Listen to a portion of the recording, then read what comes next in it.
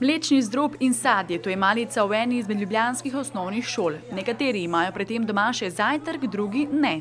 Drugače pogosto jaz ne jem zajtrka doma, ker moram potem prej vstati. Ja, v šoli sem isto navajena, nimamo veliko mislijev, imamo včasih kruh z namazi. Navade se vedno prenašajo od doma, pravi nutricijska Mojca Cepuš. Opozarja, da je največja napaka to, da spuščamo kakovostne obroke. Primer dobrega zajtrka bi bil kos kruha, lahko sir, kakšna sezonska zelenjava. Kako bolj zdravo živeti otroke s projektom šolske malice osveščajo tudi proizvajalci mlečnih izdelkov. Zavedamo se, da navade, ki jih pridobivajo otroci v svoji mladosti, se prenašajo tudi v starejše obdobje, kasneje.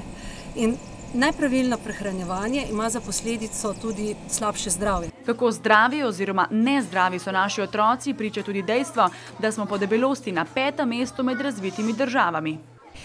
Bolj debeli, če lahko tako rečemo, od nas so Američani, Kanadčani, Portugalci in pa Grki. Zato je pomembno, da se otroci že od malih nog zavedajo pomena prvega dnevnega obroka. Zakaj je zajtrk pomemben? Da imamo energijo. Če nimate idej za zdrav obrok, pa se vedno spomnite na to, kaj so jedle naše babice.